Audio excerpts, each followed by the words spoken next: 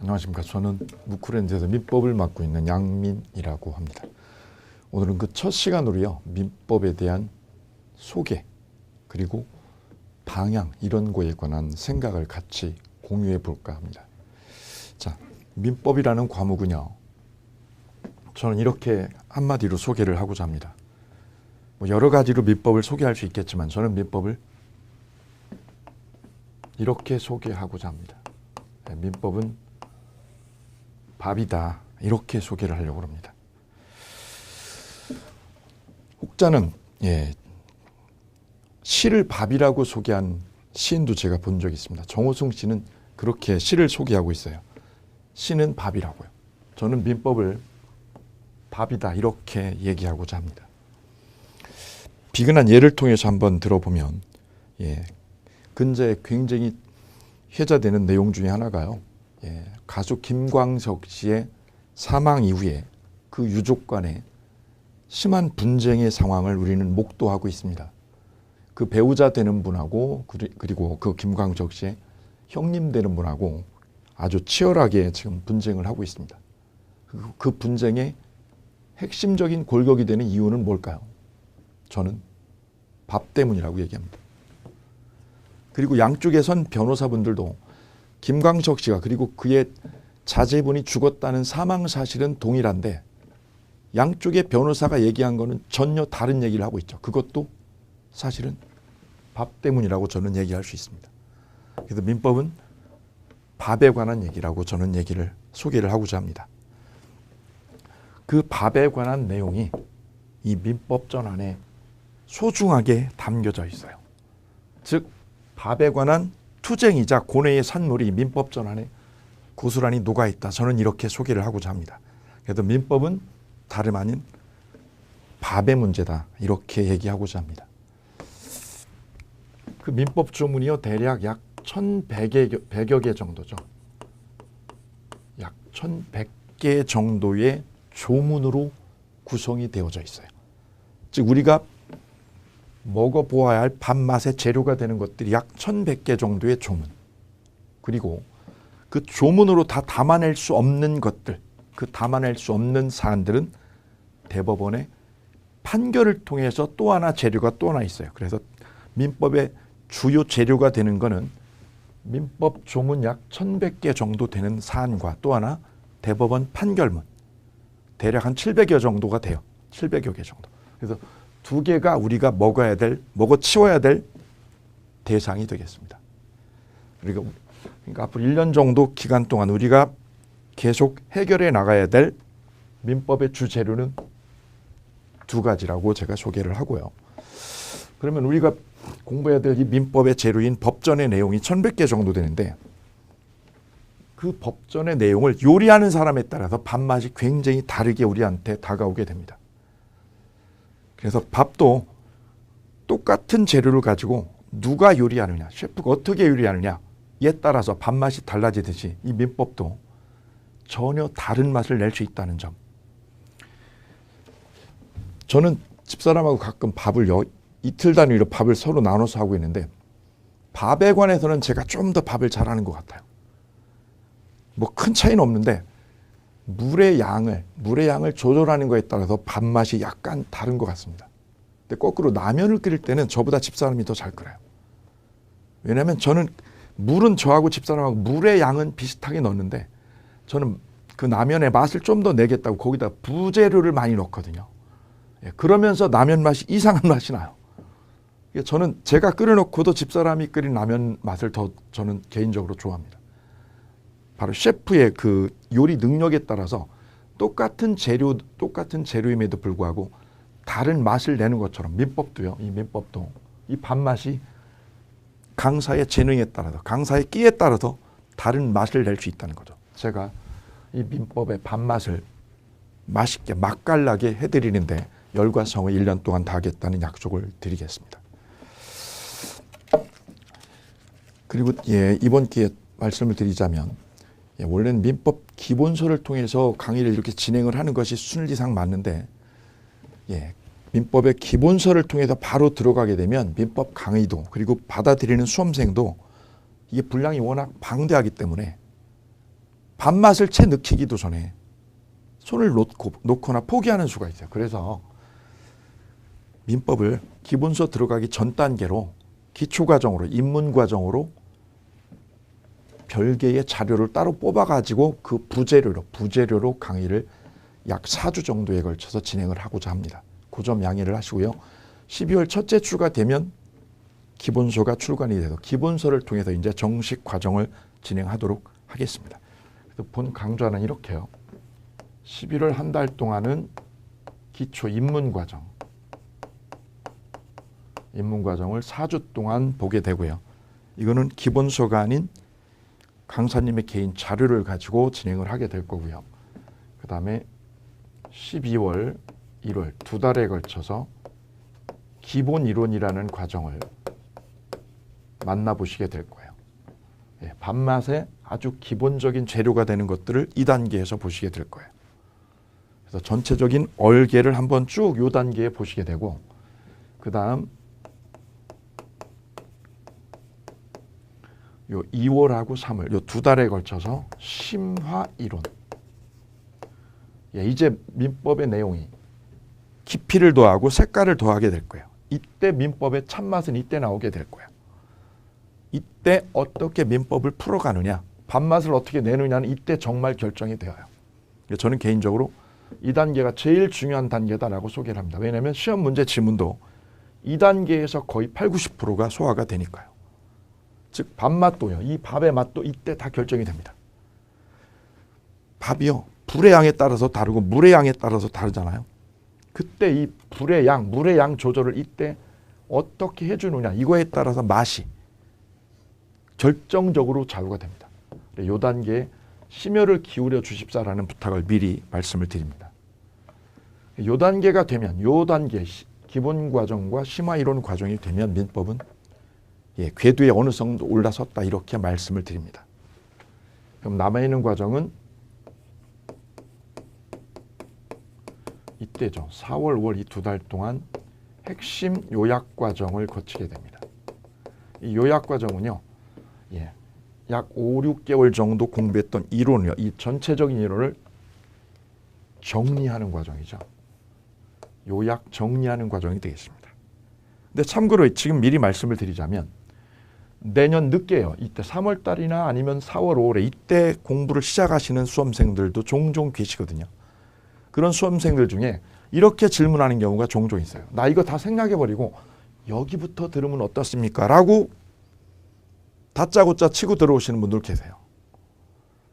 그렇게 해서 여기부터 치고 들어오셔서 합격하는 경우도 있지만 그런 경우는 지극히 드물다는 말씀드립니다. 그리고 합격을 하더라도 고생을 엄청나게 하세요. 고생을 엄청나게 해요. 왜냐하면 기본이 전혀 안 된 상태에서 이거를 뚫으려니 거의 다 암기해서 암기로 끝을 내려고 그래요. 정말 많은 고생을 하고 결과는 참담한 경우가 대부분이에요. 그래, 이 과정으로 바로 오지 마시고 앞에 과정, 이 과정을 꼭 거쳐 주십사 이런 부탁 말씀을 드립니다. 이 과정이 되어야 뿌리가 되어야 위에다가 건물을 지을 수 있는 거니까요. 이 과정이 필수 과정이라고 소개를 드립니다. 이 과정이 잘 다져져야 이쪽으로 가서 핵심 요약이 되니까요. 자, 여기까지가 되면 이제는 민법은 8분응선까지 거의 밥맛을 다 낼 때가 되었어요. 이때부터는 뭐냐면 6, 7월 이때부터는 문제풀이 과정으로 진행이 됩니다. 시기는 약간 변화될 수 있어요. 촬영 진행 상황에 따라서. 이 두 달 동안은 문제풀이를 통해서 그동안 갈고 닦았던 이론적인 내용, 저 민법 조문의 내용, 대법원 판례의 내용들을 숙지하고 응용하는 과정을 갖습니다. 계속해서 응용하고 또 적용하고 응용하고 적용하고 이 과정을 두 달 동안 밟게 됩니다. 이 과정쯤 되면 내가 저 민법이라는 내용을 어느 정도 휘어잡았다라는 거를 스스로 체감하시게 될 거예요. 그래, 빠르신 분은 이때쯤이요. 5월달. 빠르신 분은 5월달. 이게 늦어지면 뒤로 늦춰지면 늦춰질수록 1차만 되느냐 2차만 되느냐 이게 결정이 되니까요. 요때 요 심화 과정, 요 과정에서 전력 질주를 해 주십사라는 부탁을 드립니다. 그때 말하는 전력 질주는 기본적으로 동영상을 3번 이상 봐주셔야 된다는 말씀 드립니다. 근데 이때 세 번이 또 달라요. 가끔 수험생 중에 이렇게 질문하는 분이 있어요. 저 강사님 강의를 한 번에 이렇게 3강이나 4강 정도가 올라오거든요. 그럼 4강이 올라오면 하루에 4시간을 들어야 돼요. 근데 요즘 젊으신 분들이나 이런 분들이 성격이 급하다 보니 나 4시간을 못 쓰겠어요. 이 4강 올라온 거를 빨리 1.6배속, 1.8배속으로 들으면 2시간이나 2시간 반이면 듣더라고요. 라고 하시는 거죠. 그럼 그런 분들은 어떤 문제가 생기냐면 1.8배속으로 제 지금 이 강의를 빠르게 돌려놓으니 그 수험생은 생각할 기회가, 고뇌할 기회가 전혀 차단이 되어 있어요. 근데 민법은 나중에 느끼시겠지만 이 밥이라는 이거는 많은 고뇌하고 투쟁의 산물이에요. 단순 암기로 해결될 문제가 아닙니다. 거의 대부분의 경우는 암기보다 그 바탕에 깔려있는 고뇌의 산물을 이해하고 원리를 캐내는 과정이에요. 근데 원리나 이해 과정을 싹 제거해버리고 암기로 이걸 둔갑을 시키다 보니 처음부터 끝까지 민법이 암기로 기술적인 걸로 바뀌어져 있어요. 이렇게 학습하시는 분들은 정말 합격 시간이 늦춰질 수밖에 없어요. 그래서 이 3회라는 이 횟수가 단순 암기로 3회가 아니라는 거죠. 이걸 단순 암기로 하신 분은 8회나 10회를 해도 70점 간당간당 하세요. 근데 이거를 천천히 원리를 풀어나가면서 고민을 하시면 2회 내지 3회가 되면 민법이 딱 자리를 잡으면서 궤도에 딱 올라가시게 됩니다. 그 점에서 단순 암기로 이렇게 해독수를 막 늘리겠다. 그냥 이 배속수를 빨리 해서 암기로 접근하는 방법보다 이쪽을 더 추천합니다. 계속해서 원리하고 이해를 하는 데에 논의에 초점을 모아두십사라는 부탁을 다시 한번 드립니다. 혹시라도 늦게 오신 분들 나 빨리 암기해야 되겠어. 급할수록 더 이런 방법을 찾거든요. 편법을. 그게 나중에 보면 다 독이에요. 2년 3년으로 넘어가는 길로 가게 됩니다. 그래서 늦더라도 천천히 가는 것이 빠르다는 거 우리가 알고 있지 않습니까? 천천히 가십시오. 잠깐 멈추어 서면 주변에 많은 것들이 보이기 시작해요.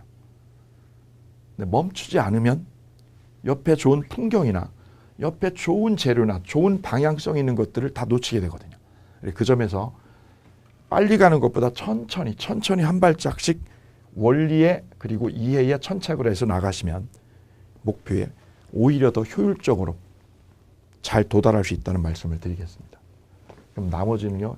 8, 9월에는 8, 9, 10월은 마무리 끝내기 과정입니다. 8월, 9월, 10월이 있죠. 이때 끝내기 과정이니까요. 이때는 자신감을 직접 확인하는 과정입니다. 그래서 민법의 핵심적인 과정은 이 과정입니다. 이 과정하고 이쪽 과정이라고 이렇게 소개를 하고요. 이때 많은 에너지 그리고 많은 열정 책에 쏟아주기를 부탁을 드리겠습니다. 어쨌거나 제가 여러분의 민법이라는 이 밥맛을 깔끔하고 감칠맛 나게 하는데 제 모든 역량을 쏟아붓도록 하겠습니다. 자, 그러면 자료 첫 페이지 맨 앞부분 보도록 하겠습니다. 자, 제가 민법을 밥이라고 소개했는데요. 민법이라는 이 밥이 재료가 몇 개로 되어 있냐면 크게요. 크게 4개의 재료로 구성이 되어져 있습니다. 그러니까 첫 번째가요. 민법 1편 이렇게 되어서 민법 총칙편이 맨 앞부분에 나오고요. 이 총칙편에서는 말 그대로 총괄 규정입니다. 민법 전체에 관한 총괄 규정해서 총칙이라고 소개를 하고 시험 문항수는 10문항 출제가 되고 있습니다. 그럼 이 총칙이 지나게 되면 2편으로 넘어가시게 되면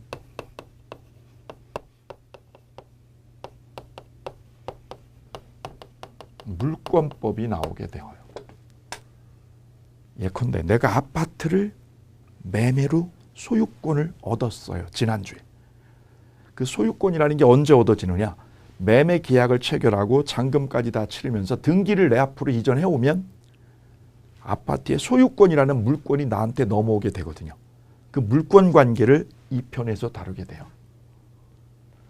반대로 아버님께서 나한테 아파트를 증여로 넘겨준다고 그랬어요. 내 밥상 풍부해지는 거죠. 아버님이 나한테 아파트를 하나 증여로 준다고 밥상 풍부해집니다. 근데 말씀은 하셨고 아직 등기를 나한테 넘겨주지 않았어요. 등기를 나한테 넘겨주지 않으면 나한테 아파트라는 물권은 생기지 않아요. 즉 물권이라는 관계는 내 앞으로 등기를 가져옴으로써 물권이 나한테 형성이 돼요. 바로 그 등기에 관한 고찰을 이 물권법에다 계속하게 될 거예요. 물권법편에서. 그 물권법에서는 시험 문항수가 대략 14문항 정도 지속적으로 출제를 하고 있어요.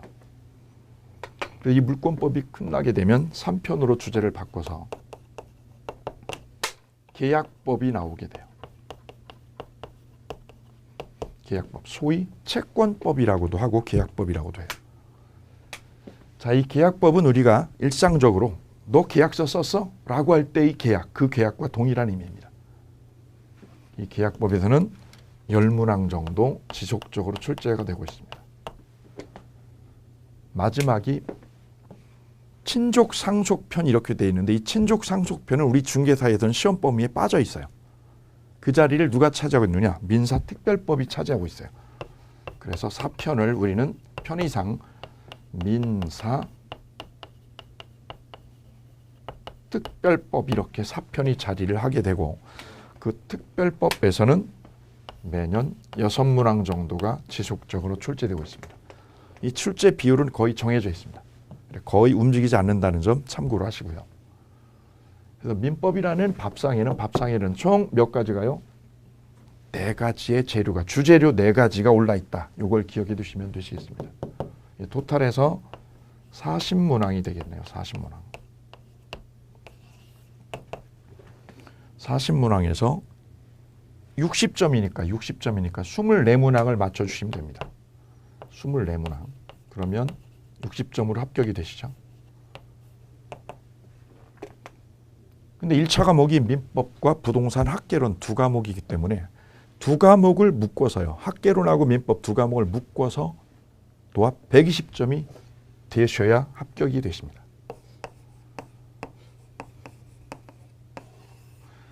그리고 우리의 목표는 120점 이상이죠. 120점 이상. 딱 120점을 맞는 거는 신의 점수라고 그래요. 신의 점수. 어떻게 120점을 맞냐고 딱. 이거 쉽지 않은 점수죠. 그래서 저는 개인적으로 뭐 사람의 개인차가 있겠지만 민법이라는 과목을 75점이나 80점 가고 학개론을 55점에서 60점 맞아주면 안정적인 합격권에 가지 않냐. 이렇게 저는 적극 추천을 합니다.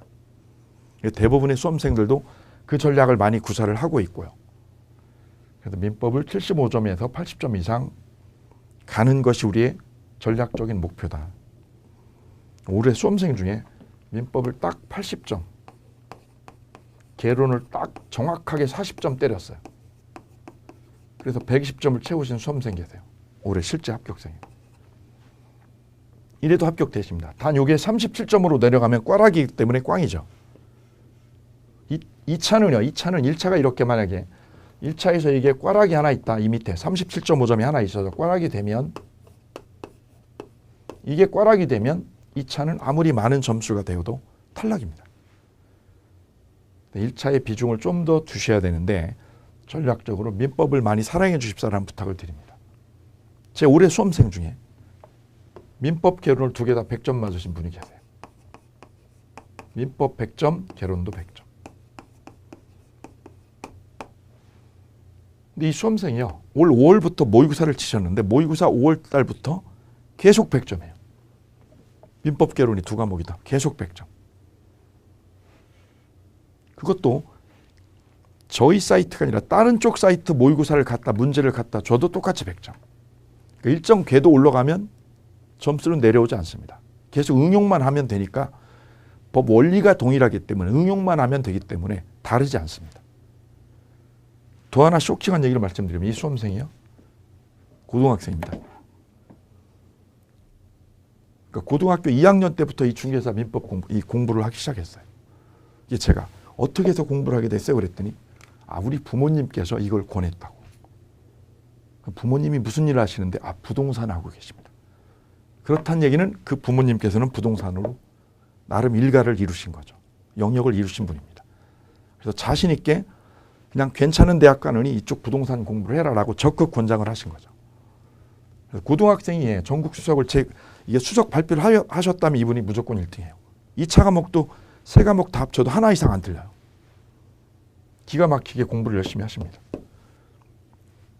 어쨌거나 뭐 잘 나오시는 분이 이렇게 잘 나오시고 안 나오시는 분은 안 나오실 대로 안 나오십니다. 밥도요. 밥을 잘 전화도 어떤 분은 밥 맛있다고 잘 먹는 분이 있고 이걸 어떻게 먹냐고 숟갈 던지는 분도 있어요. 왜냐하면 입맛이 다르기 때문에. 근데 보편적인 밥맛은 있다는 거죠. 그러니까 저의 지향점은 그 모든 분의 입맛을 다 맞춰갈 수는 없어요. 다만 가장 보편적인 입맛, 그 입맛을 깔끔하게 제가 해결하는 쪽으로 방향을 전개하도록 할까 합니다. 자, 네 편을 이렇게 소개를 했고요. 그 첫 번째 단계로 민법 총칙에 관한 논의를 잠깐 해보도록 하겠습니다. 총칙은요, 전체에 관한 총괄 규정 이렇게 이해하시면 되는데 그 총괄 규정인 민법 총칙이 6개로 나누어서 구성이 되어져 있어요. 그래서 여기다가 하나를 이렇게 적어드리겠습니다. 민법 총칙의 체계도라고 하나 써보실게요. 체계도.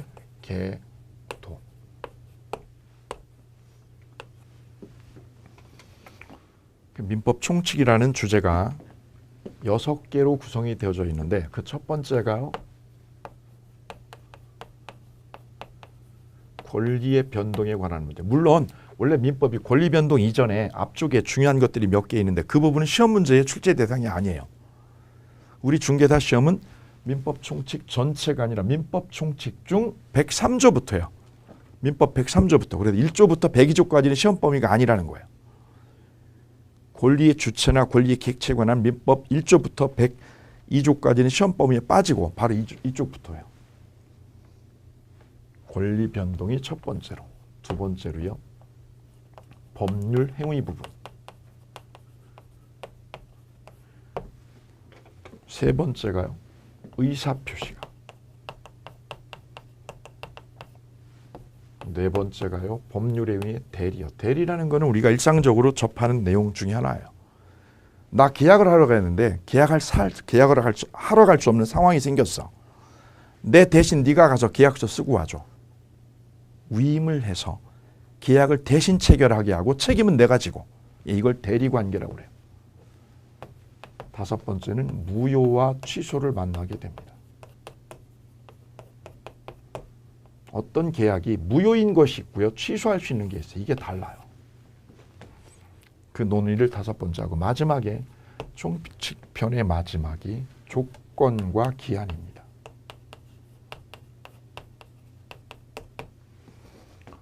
이렇게 해서 민법 총칙이요. 토탈해서 6개의 밥상 재료로 다시 또 쪼개지네요. 6개입니다. 오늘 첫 시간에 여러분이 밥상 재료로 기억해 두셔야 될 거는 요거 6가지예요. 민법 총칙이라는 재료가 6개의 주재료로 다시 쪼개져 있구나. 요것만 기억해 주시면 첫 시간 저하고 만남은 잘 진행되고 있는 거예요. 그 첫 번째가요. 권리 변동에 관한 것이고 두 번째가 법률 행위에 관한 것, 세 번째가 의사표시에 관한 것. 나머지는 나중에 만나보자고요. 자, 그러면 맨 첫 번째 권리 변동에 관한 논의 이거를 들어가게 되는데 가기 전에요. 민법의 개념을 잠깐 짚어보고 가도록 하겠습니다. 자료 3페이지 보도록 할까요? 민법의 개념. 자, 민법은요. 이렇게 학문적으로 풀어요. 개인과 개인 간의 권리 의무에 관한 분쟁. 그 분쟁은 왜 생긴다고요? 바로 밥 때문이죠. 밥. 그 분쟁을 민법전에 의해서 해결하는 실체법입니다. 즉 민법의 핵심은 이거예요.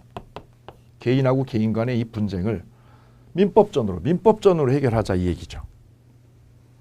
그래서 우리 이 민법을 사법의 왕이다 이렇게 부르기도 합니다. 모든 법학의 뿌리이자 근간이 되는 과목. 민법이 자리를 잡아줘야 2차 과목인 나머지 과목, 공법이나 중개법이나 세법 이 과목도 치고 나갈 수 있다. 그래서 2차 과목을 치고 나가기 전에 민법 과목에 힘을 더 많이 쏟아주십사, 이런 부탁 말씀 같이 드립니다.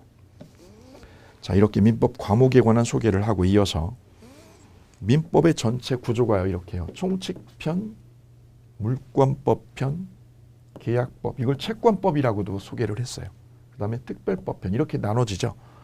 이 총칙은 총괄 규정이기 때문에 나중에 보도록 하고, 민법의 법률 관계를 크게 쪼개면 이렇게 해요. 물권 관계, 채권 관계, 특별법 관계, 이렇게 나눠볼 수 있어요. 그 세 개의 주제를 쪼개서 하나씩 제가 소개를 할까 합니다. 그러면서 민법의 흐름이 어떻게 흘러가는지, 법을 어떻게 만들어지는지 이 과정을 같이 생각해 보도록 하겠습니다. 자, 그래서 자료집 3페이지의 첫 번째인 물권 관계 보도록 합니다.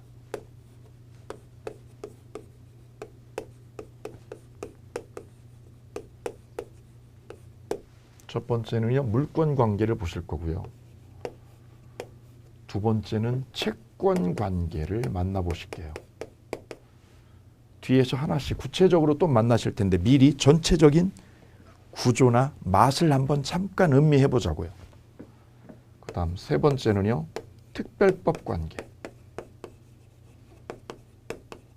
이렇게 세 개로 나눠서 전체 구조를 한번 이해해 보도록 하고자 합니다. 자, 그래서 자료집에 있는 내용을 소개를 잠깐 해보면, 갑이 소유하는 건물을요, 갑이 건물을 하나 가지고 있었고, 건물에 을이 3월 1일에 전세를 들어왔어요. 3월 1일에 전세를 얻어 들어와서 살고 있는 동안 주인이 다시 은행에 가서 대출을 받고, 병은행에 가서 대출을 받고, 갑이 이 은행 앞으로 저당을 설정해 주었습니다. 저당권이 저 건물에 생겼네요. 근데 시점상으로 보면 전세권은 3월 1일 생겼고요. 저당권은 5월 1일이죠. 네, 5월 1일에 생겼으니 저당권이 생기기 전에 이미 전세가 있는 거죠. 이렇게. 예, 근데 신혼부부가 여기 전세 살고 있는데 살고 있는 집을 은행이 저당을 잡았다, 이런 얘기가 될 수 있어요. 그런 다음 돈을 빌려준 A라고 하는 채권자가, A가 갑한테 돈을 빌려주었다고, 꿔줬다고요. 채권자라고 불러요. 나 돈 꿔줬어. 얼마나? 1억이나. 담보는 안 받았어. 담보를 잡고 돈을 꿔주면 저당권. 담보를 잡지 않고 돈을 빌려주면 우리는 일반 채권자라고 이렇게 불러요. 일반 채권자. 나 돈 꿔줬는데 담보 없이 꿔줬어, 그냥. 왜? 쟤를 믿고. 근데 저 채무자가, 이 갑이 도망간다는 소식이 있었어요. 부도 맞아가지고 외국으로 도망갈 것 같다는 소식이 들려서 A가, 이 채권자 A가 저 집을 팔고 못 도망가도록 가압류를 걸었다고요. 가압류는 왜 거냐고요? 저 재산을 빼돌리지 못하도록 하는 조치를 우리는 무슨 조치?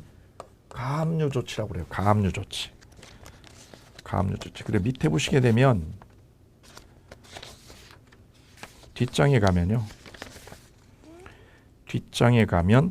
5페이지죠. 5페이지 가면 용어 설명에 가압류의 소개가 나와 있어요.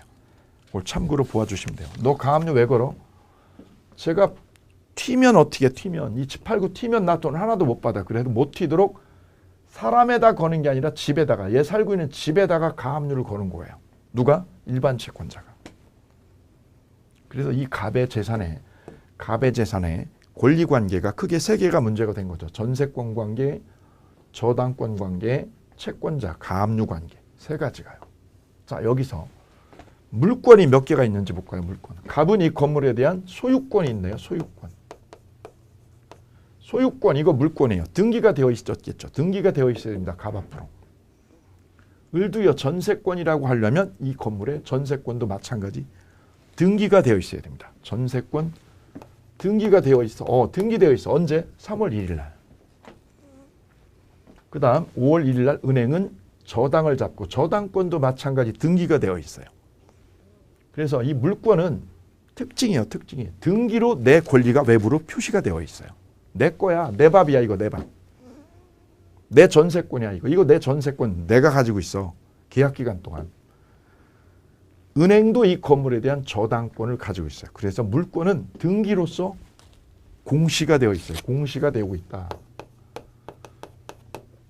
이게 물권 관계의 특징입니다. 그리고 이 공시가 되면 그 효력을요. 그 효력을 물권이라는 효력을 누구한테 주장할 수 있느냐? 모든 사람에게 효력을 주장할 수 있다는 점이 물권 관계의 특징이에요. 모든 사람에게 내 권리를 주장할 수 있어요. 소유권, 내 소유권 모든 사람한테 주장할 수 있어요. 내 전세권 모든 사람한테 주장할 수 있어요. 내 저당권 모든 사람에게. 왜요? 공시가 되어 있잖아. 등기부에.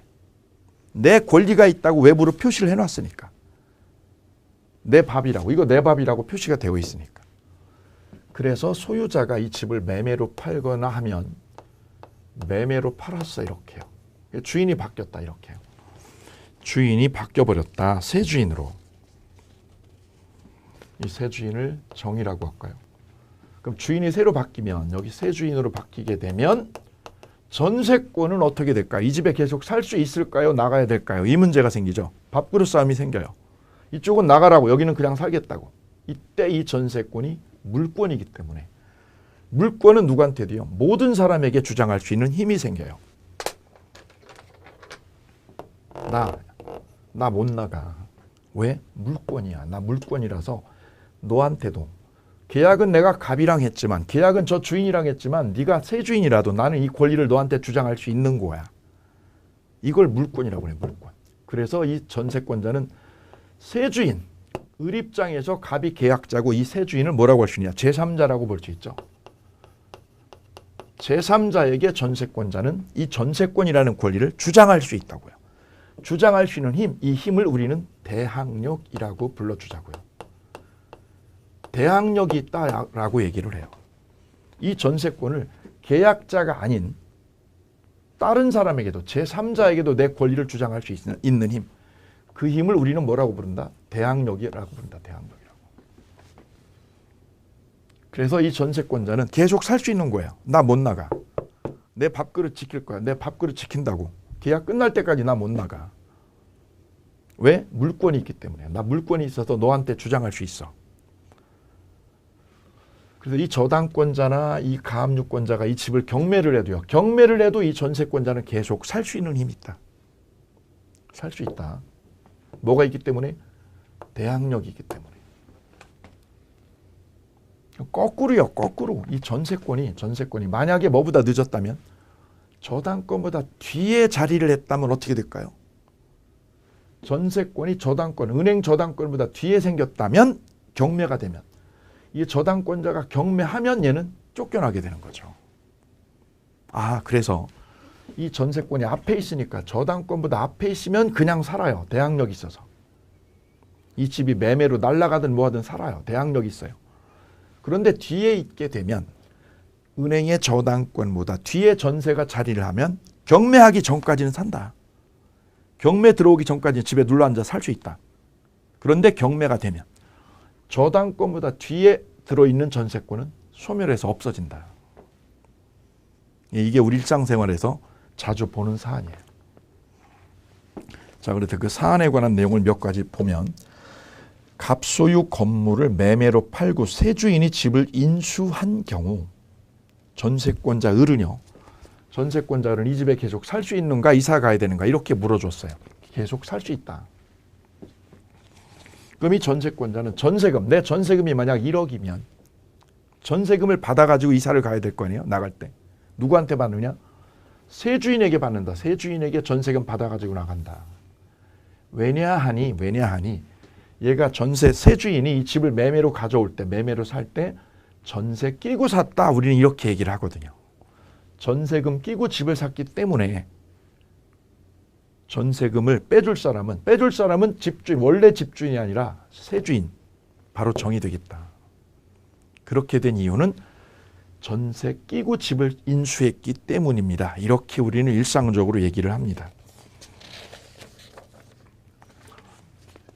그 다음이요. 4페이지로 넘어가게 되면 집이 경매가 되면 이 집이 만약 매매가 아니라 경매로 날아가면 어떻게 될까요? 이 저당권자 은행이 경매를 치게 되면 이 전세권은 마찬가지로 그냥 산다. 그냥 살고 있으면 된다. 계약 끝날 때까지. 계약 기간 끝날 때까지 이 집에 살고 전세금도 세 주인한테 받는다. 이때 밑에 보시게 되면 전세권자는 둘 중 하나의 권리를 선택할 수가 있어요. 첫째, 계약 기간이 끝날 때까지 그냥 사는 방법 하나. 그냥 산다. 왜 사는데? 나 대항력 있으니까 그냥 살지. 두 번째는요. 배당 요구를 해요. 얘가 경매를 하면 은행이 경매를 했을 때 배당 요구를 해서 전세금을 빼가지고 딴 데 이사를 간다. 그러려면 이 세입자, 전세권자가 어떻게 되느냐. 배당 요구를 꼭 해줘야 된다. 웬 배당 요구? 집이 경매됐으니까 배당금 달라고. 배당금 나한테 빼달라고. 누구보다 먼저? 은행보다 나한테 먼저 빼달라고. 그래서 배당 요구를 하면 누가 1순위로? 을이 1순위, 그 다음에 병이, 은행이 2순위, 가압류가 3순위. 이렇게 배당이 되겠다. 자, 그 문제를 소개를 하고 있습니다. 자, 이게 물권 관계에 관한 이해가 되겠습니다. 이 물권 관계의 특징은요. 반드시 물권의 존재는 소유권이 존재한다. 전세권이 저 집에 존재한다. 저당권이 이 집에 존재한다는 것은 반드시 등기부에 공시가 되어져야 된다는 거죠. 그러면 이 공시가 되면, 등기가 되면 그 효력이 제3자에게도 미친다. 누구한테도? 제3자에게 효력이 있다. 제3자에. 계약자뿐만 아니라 제3자에게한테도 내 전세권을, 내 저당권을 주장할 수 있다. 제3자에게 효력이 있다. 즉 대항력이 있다라고 그런다.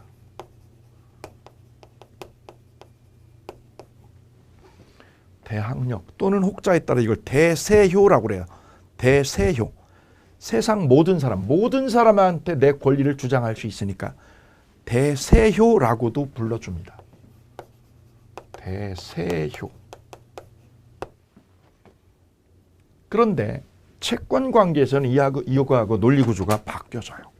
자, 이제 채권 관계로 주제 바꿔서 만나보도록 하겠습니다.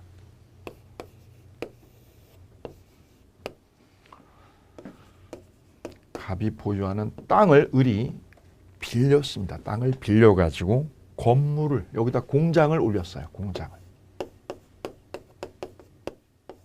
너 땅 빌렸다고? 빌려서. 뭐 하려고? 공장 지으려고. 사지. 살 돈이 없어. 땅 살 돈 없어서 땅 임대했다니까. 땅을 임대를 해서 뭘 줬다고? 공장을 줬다고 내가. 임대차 관계가 갑을관에 이루어졌어요. 자, 그럼 이건 계약서가 있어야 되겠네요. 계약서가. 빌려준 임대인, 빌려 쓴 임차인, 두 계약자가 있고 그 계약을 체결함에 있어서 계약기간도 정하고 임대료도 정하겠죠. 계약기간 예컨대 5년, 임대료 월 300, 250 이렇게 서로 계약을 정해놓겠죠. 계약관계가 형성이 되었습니다. 계약관계가. 이걸 계약관계라고 해요. 채권관계 또는 계약관계. 근데 이 채권관계의 특징은 이 임차인이 가지고 있는 이 권리가 만약에 갑이 임대를 주면서 계약기간을 5년으로 했다. 그럼 5년 동안 쓸 수 있는 거죠. 5년 동안. 5년 기간 동안 임대료 내면서 계속해서 이 땅을 쓸 수 있는 권리가 있어요. 임차권이 생겨져 있으니까. 근데 임차권은 특징이요. 등기를 안 해도 돼요. 이 물권 관계는 반드시 등기가 되어져야 있어야 이 물권이 인정이 되거든요. 등기가 되어졌냐고. 네 소유권, 네 전세권 등기되어 있냐고. 이거는 등기를 안 해도 돼요. 계약만 체결하면 이 권리는 인정이 되어요. 그래서 이 채권 관계는 특징이요. 이 물권 관계하고 달리 뭐를 요하지 않는다? 등기나 공시요. 공시를 하지 않아도 됩니다. 근데 단점이 있어요. 이 권리는 임차인이 가지고 있는 이 5년 동안 이 땅을 사용할 수 있는 권리요. 땅 사용할 수 있는 이 권리가 계약자 갑에게만 주장할 수 있다는 점이에요. 왜? 계약을 맺은 게 을 입장에서는 갑이니까 계약자 갑에게만 이 땅을 사용할 수 있는 권리가 보장이 되더라. 그럼 여기 한계가 있는 거예요. 주인이 바뀌면 이 땅 주인이 이렇게 땅을 매매로 팔아 넘기게 되면 여기 세 주인이잖아요. 이 세 주인. 세 주인한테는 이 임차권, 임차인이 사용할 권리를 주장을 못한다는 점. 바로 대항력이 없다는 점이어요. 대항력이 없다. 웬고하니 등기를 하지 않았어요. 계약자에게만, 을이 계약을 맺은 갑에게만, 계약자 갑에게만 이 권리를 주장할 수 있을 뿐이고요. 제3자에게, 이 제3자에게는 주장할 수 없다고요. 대항력이 없다고요. 그거를 우리는 채권의 특징이라고 해요. 채권의 특징이자 한계. 채권의 한계는 뭐냐? 제3자에게 자기 권리를, 제3자에게는 자기 권리를 관철할 수도 없고 주장할 수도 없다는 점이에요. 그리고 가만 들여다보면 물권인 이 전세권이요. 이 전세권이 뭐보다? 임차권보다, 이 전세권인 물권이 임차권보다 이게 세다는 거죠. 왜? 이건 제3자에게도 먹혀요, 권리가. 먹혀요. 바뀌어도, 주인이 바뀌어도 얘 권리가 주장되고 먹힌다고. 대항력이 있으니까. 근데 임차권이라는 이 채권은, 채권의 특징은 누구한테만? 계약자에게만 먹힌다. 계약자에게만. 계약자에게만 내 권리가 주장이 되고 먹히는 거고 제3자에게는 안 먹히는 거예요. 그래서 이렇게 얘기를 하는 거예요. 이렇게요. 저는 이 채권을 이렇게 기억하라고 강조를 해요. 약한 자여 그대는 여자가 아니라 약한 자여 그대는 채권이라고. 왜요? 주인이 바뀌면 이 채권이 더 이상 한계점에 부닥쳐요. 제3자에게 권리 주장을 못하니까. 그래서 채권의 특징을 우리는 두 개로 집약을 할 수가 있겠습니다. 채권은 물권과 달리 공시가 되지 않아요. 이거 등기하지 않아요. 계약서만 써놨을 뿐이에요. 그 맹점은 바로 제3자에게 대항력이 없다. 제3자에게 뭐가 없다는 뜻? 대항력이 없어요. 약해요. 이것 꼭 기억하세요. 그래서 임차인은 주인이 땅을 팔게 되면, 이렇게 땅을 팔게 되면 얘는 쫓겨날 운명에 처하게 되는 거죠. 약하니까. 그런데 여기에 이 약한 맹점을 해결하는 방법을 우리 민법은 두었어요.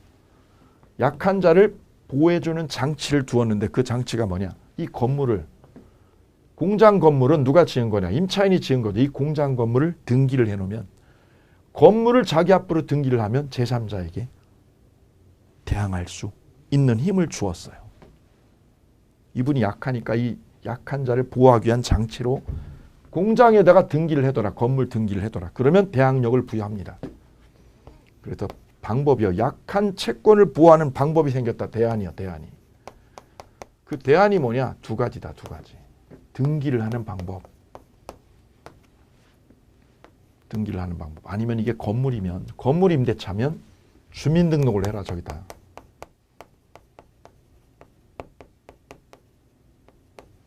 전입신고요. 전입신고를 하고 거주하면 대항력이 생깁니다. 요거나 요 방법을 갖추게 되면 채권임에도 불구하고 제3자에게 대항력을 법이 줍니다. 법이. 대항력이 부여된다. 대항력이.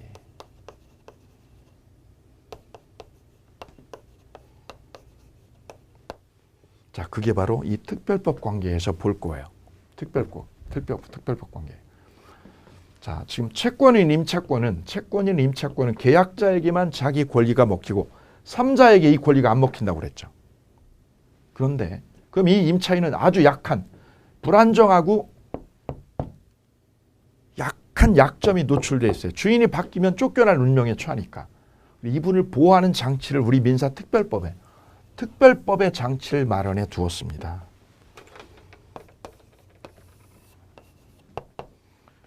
그래, 갑의 집에 을이 집을 얻었다. 집을 얻었다. 주택이죠.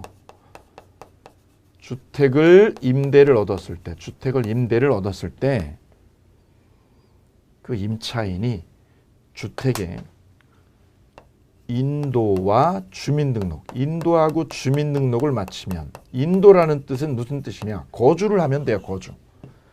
세입자가 거기에 거주를 하고 세입자, 임차인이 살고 있는 집에 거주하면서 주민등록 신고를 하면, 전입신고하면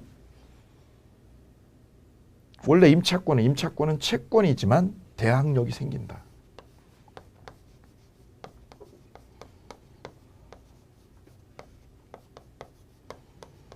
그래서 주인이 바뀌어도 이렇게. 주인이 새로 바뀌어도 이 임차인이 안 쫓겨나고 그냥 계속 살 수 있다. 그래서 만들어진 법이 바로 주택임대차법 같은 특별법이야, 특별법. 자, 요 관계를 잠깐 짚어보도록 하겠습니다. 먼저 채권관계 볼게요. 채권관계. 갑소유의 토지를 임차인들이 기간 5년, 채권관계는 기간 5년, 월차임 300만 원에 빌려서 공장을 세웠습니다. 공장은 임차인이 지은 거죠. 토지 임대차입니다. 땅 임대차. 건물 빌린 거 아니에요. 땅을 빌렸다는 뜻. 1번 사안은요. 여기서 1번 사안은 이렇게 묻고 있습니다. 토지 주인 갑이 이 토지를 매각했어요. 매각해서 병이 새 주인이 되면 임차권자 을은 토지의 양수인이 누구요? 새 주인.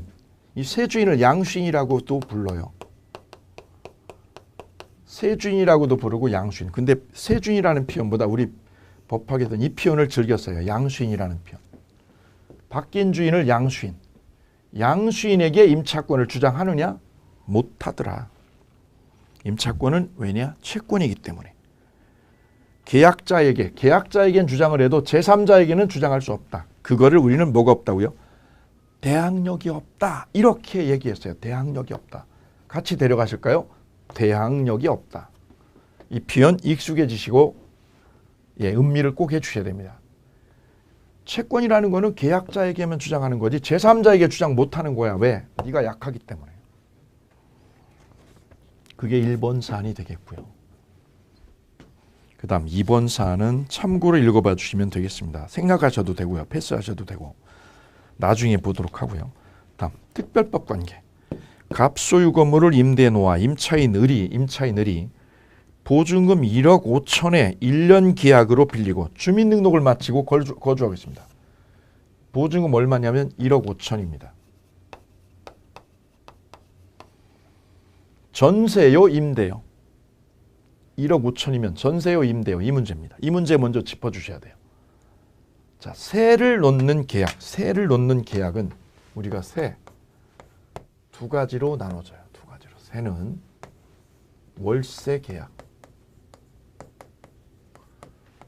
계약과 또 하나는 전세 계약. 이렇게 두 개로 크게 나눠져요. 월세는 매달 받는 거. 고시원비를 월 50만 원 받아. 월 50만 원이야 우리 고시원비. 이게 월세 계약. 이거를 우리는 임대차라고 불러주는 거죠. 임대차 관계. 그럼 전세는요. 월세 아닌 일시불로 넣는 거예요. 전세금 6천, 전세금 9천, 전세금 1억 5천. 나 전세금 1억이야 1억. 이걸 전세 계약이라고 그래. 전세 계약. 그런데 이 전세 계약이 다시 두 개로 쪼개져요. 어떻게 쪼개지느냐 볼까요? 전세 1억을 주고요. 이렇게 1억을 주고 전세권으로 이렇게 등기를 꽂으면 꽂아놓으면 이거를 전세권이다 이렇게 명명해요. 다시 한번 데려갈까요?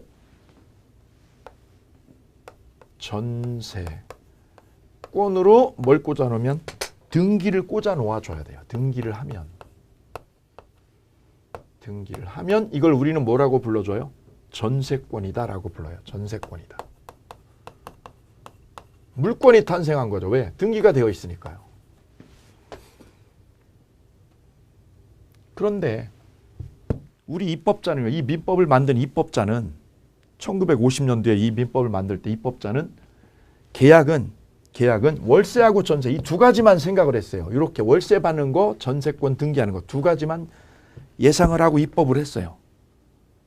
그래 계약 관계는 임대차 계약하고 전세권 계약 이 두 가지로만 상정을 하고 입법을 했어요. 그랬더니 시간이 흐르더니 전세를 얻었는데 이 집에 전세를 얻었는데 이 세입자가 1억 5천 전세금 넣었는데 문제는 등기는 안 했어.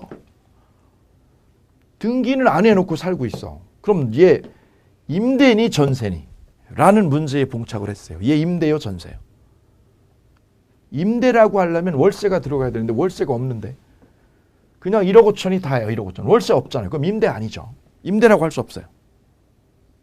그럼 전세권이니 너? 너 전세권이니 너? 전세권이라고 하려 치면 전제 조건이 등기가 꽂아줘야 되는데 등기를 안 했는데 그러면 얘는 1억 5천 넣고 등기를 안 했잖아요.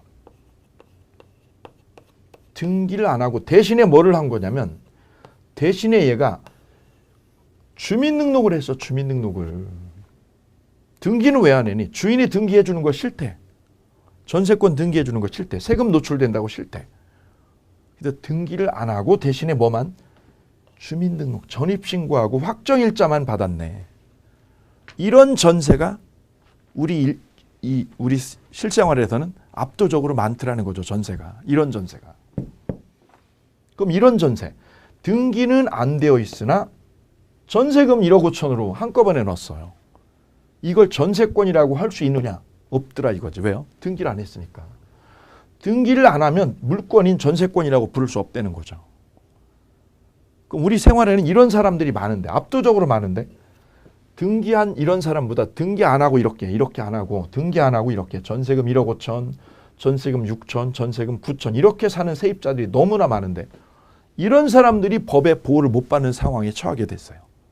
그래서 이런 사람을 보호하자고. 이렇게 등기를 안 하고 거주하면서 주민등록하고 확정일자만 받은 전세 사는 분, 이런 전세 사는 분도 보호를 해줘야 될 거 아니에요. 그래서 이런 분들을 우리는 통칭해서 이렇게 불러주자고. 미등기 전세라고 불러주자는 거죠. 미등기 전세다. 왜 미등기요? 등기를 안 했잖아요. 전세는 전세인데 왜 일시불로 넣었으니까 전세인데 등기를 안 했어요. 이런 전세를 이름하여 미등기 전세라고 부르자. 그럼 너는 족보가 어디니? 너는 족보가 어디야? 넌 어느 밥상으로 가니? 임대차 관계로 가니? 전세권 관계로 들어가니?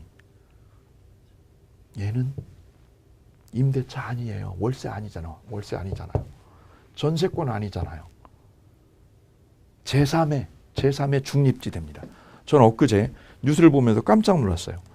우리가 인간의 성을, 생물학적인 성을 남성과 여성 두 개의 성으로 나누잖아요.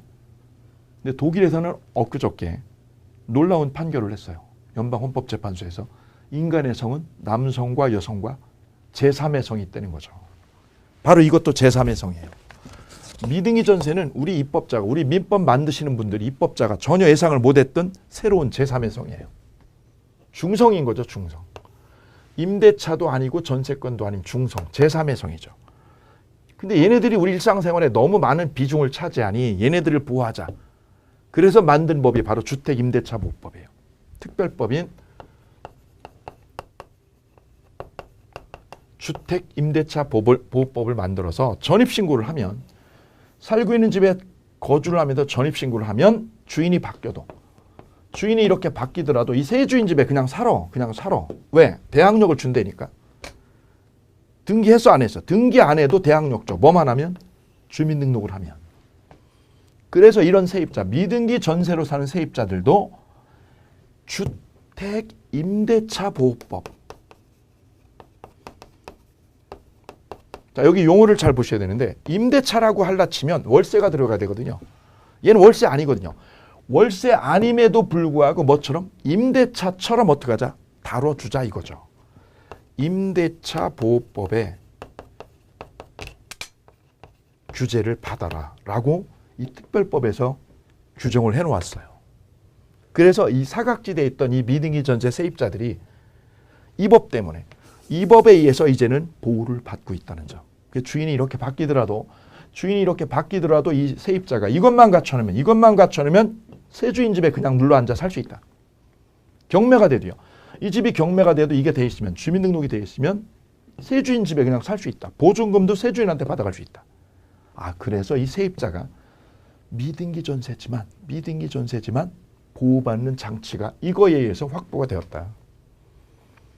그래서 이 민법의 법률 관계는 크게 보시는 것처럼 물권 관계 하나, 채권 관계 하나, 특별법 관계 하나 이렇게 크게 세 개의 법률 관계로 판을 짜서 들여다볼 수 있다. 즉 우리의 밥상의 흐름은 크게 세 개의 법률 관계로 나눠볼 수 있다는 거죠. 이 밥상의 구조가 이렇게. 자, 이 논리의 큰 흐름을 각 편마다 하나씩 구체적으로 디테일하게 제가 밥상의 내용을 꼼꼼하게 훑어드리도록 하겠습니다. 자, 그 논의를 1년 동안 쭉 진행을 하게 될 테니까요. 그 논의를 여러분하고 같이 고뇌하고 같이 고민해 보도록 하겠습니다. 이렇게 해서 에필로그 첫째 시간을 모두 마치도록 하겠습니다. 둘째 시간 잠시 기다려 주시기 바랍니다.